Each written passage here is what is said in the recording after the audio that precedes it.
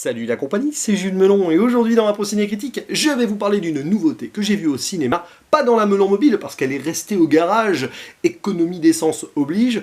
Par contre, je suis allé sur Paris, sur un coup de tête, me faire non pas un mais deux films, et le premier que j'ai décidé d'évoquer comme ça, un petit peu en mode pile ou face, c'est bel et bien ce Halloween Ends qui conclut cette nouvelle trilogie Halloween, suite du premier volet culte de 1978, chapeauté par la Blumhouse, et une nouvelle fois réalisé, celui-ci comme les deux précédents, par David Gordon Green, avec la même équipe de production derrière, et John Carpenter qui chapeaute un petit peu le projet et qui co-compose la musique originale. Et nous retrouvons au casting, comme dans les deux précédents, évidemment déjà Jamie Lee Curtis, en Laurie Strode, l'éternelle survivante, à ses côtés Andy Matichak qui joue sa petite fille, bien sûr le rôle du tueur de Shape, Michael Myers, est tenu à la fois par James Jude Courtney pour, on va dire, la présence physique et quelques caméos de Nick Castle, l'original.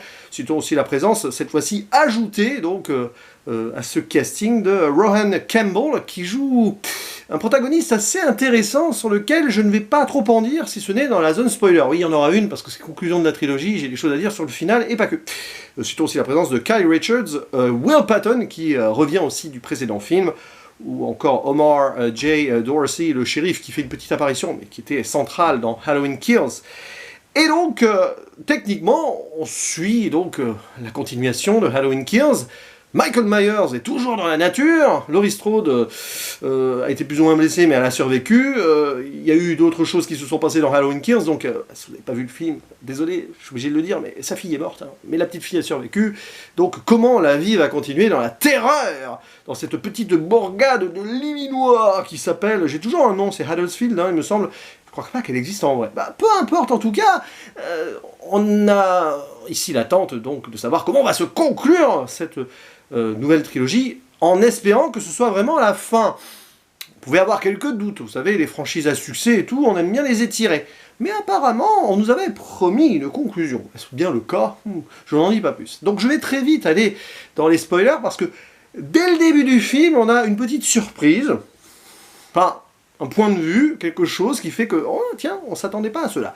Je vais tout d'abord donner mon avis, hein, très simplement, et pas vous dire si Laurie a tué Michael, ou si Michael a tué Laurie, ou si tout le monde s'est entretué, etc. Hein. Oh là là, théorie que j'aimais faire d'ailleurs dans ma vidéo de Halloween Kills, ou pas, je ne sais plus, je crois. Bref, est-ce que j'ai apprécié le film? La réponse est oui, et j'ai même été positivement surpris, parce que le contre-pied, déjà du début, mais même d'une certaine conclusion qui va diviser, je vais très vite y revenir, eh bien, moi, voilà, ça m'a fait réfléchir à la sortie du film.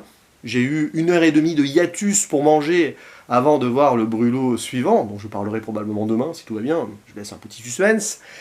Et j'ai même écrit quelques petites notes, alors ça reste un Ciné Critique, parce que je n'ai rien sous les yeux, à part la page Wikipédia. Mais ouais, si le film m'a fait réfléchir sur certaines choses, c'est qu'il y a une certaine réussite. Au-delà même de la conclusion de la mythologie ou pas, du face-à-face tant attendu entre Laurie et Michael, il y a l'ajout d'autres personnages qui, là où c'était plutôt maladroit dans Halloween Kills, quoique il y avait cette idée de vindicte populaire qui était très intéressante, mais il y avait d'autres choses un peu moins. Là, alors, techniquement, on a vraiment un seul personnage très rajouté, et celui-ci fonctionne très bien. Parce qu'il a un destin, ce jeune donc, qui s'appelle Corey, qui nous est présenté comme quelqu'un de sans histoire jusqu'à ce qu'il lui arrive quelque chose, j'en dis pas plus. Et il y a cette construction-là qui fait que on se retrouve quelque part avec un triangle, qu'on peut compléter un quatuor avec la petite fille, qui fait quelque chose, qui a son effet, et je préfère rester vague pour l'instant, avant d'aller dans la zone spoiler. Si ce n'est que donc j'ai adhéré au final, qui ne va vraiment pas satisfaire tout le monde, parce qu'il y a un parti pris qui a été donc décidé.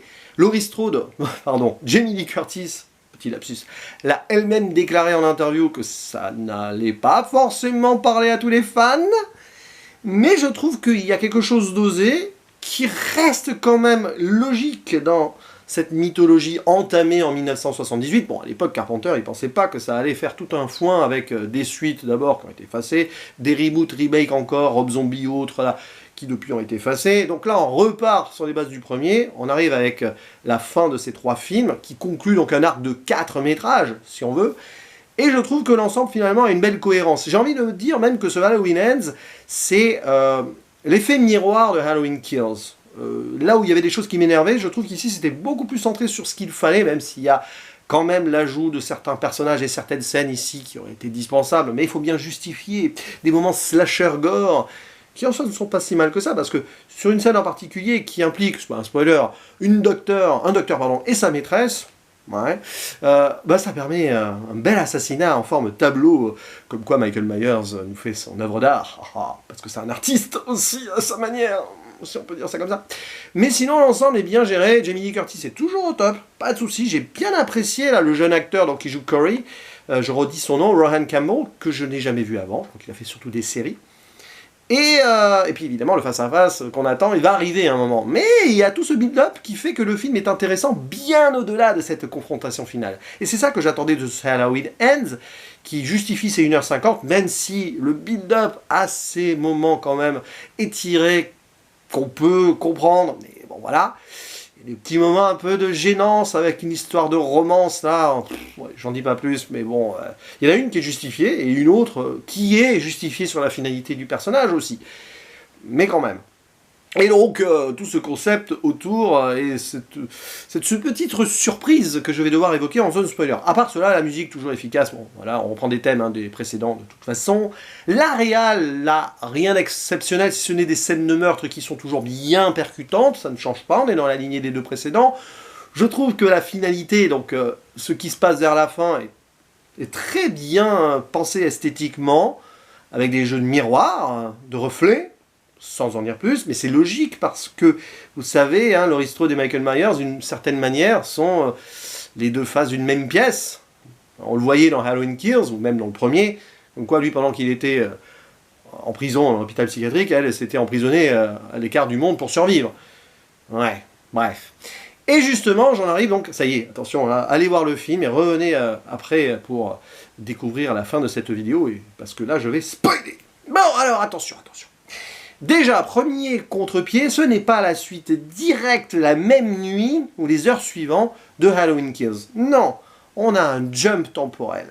En 2 temps, déjà on se retrouve un an après, en 2019, où on va suivre l'introduction de Corey Cunningham, sorte de babysitter malgré lui d'un jeune garçon, et il va se passer un truc horrible alors qu'il regarde The Thing ensemble. Et le fait qu'il regarde The Thing est très intéressant dans le choix du film, par rapport aux thématiques d'ailleurs, hein, le mal à l'intérieur qui vient de l'extérieur, et comment, qui pourrait se dire qui va être le mal vraiment, qui va sortir du corps, bref, non, là j'exagère un peu, mais bon, vous voyez.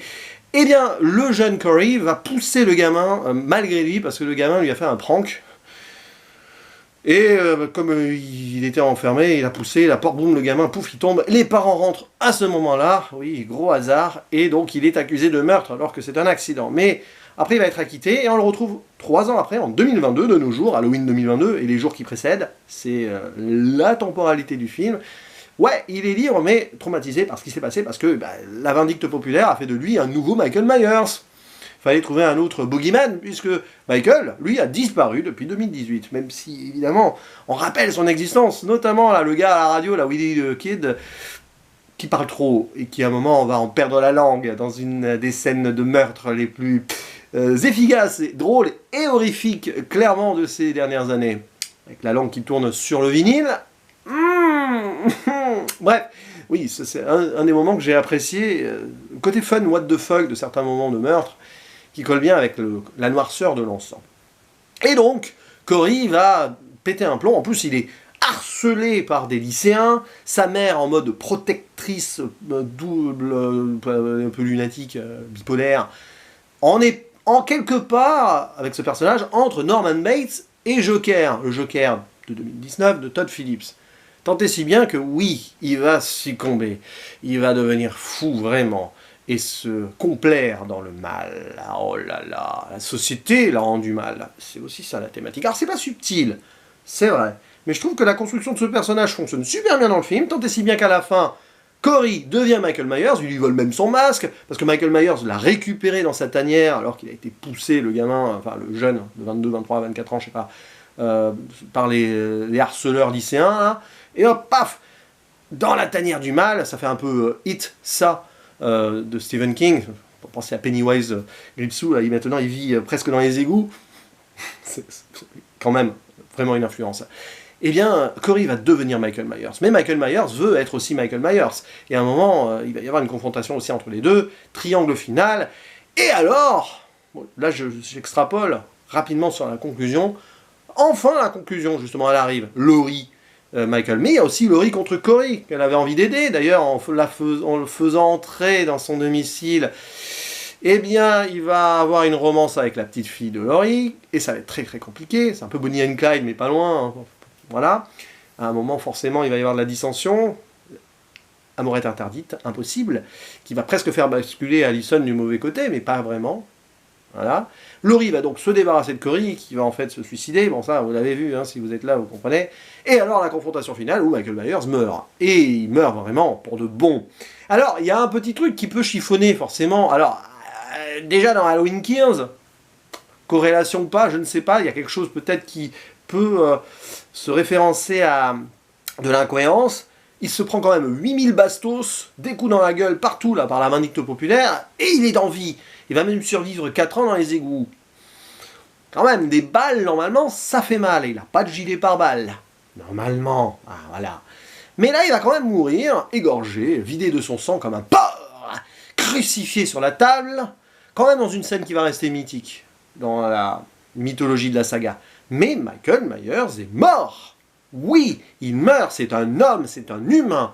Ah, il n'est pas immortel, c'est pas une entité, c'est officiel. Et ça va peut-être déplaire à certains qui s'amusaient à croire que c'était vraiment le boogeyman indestructible.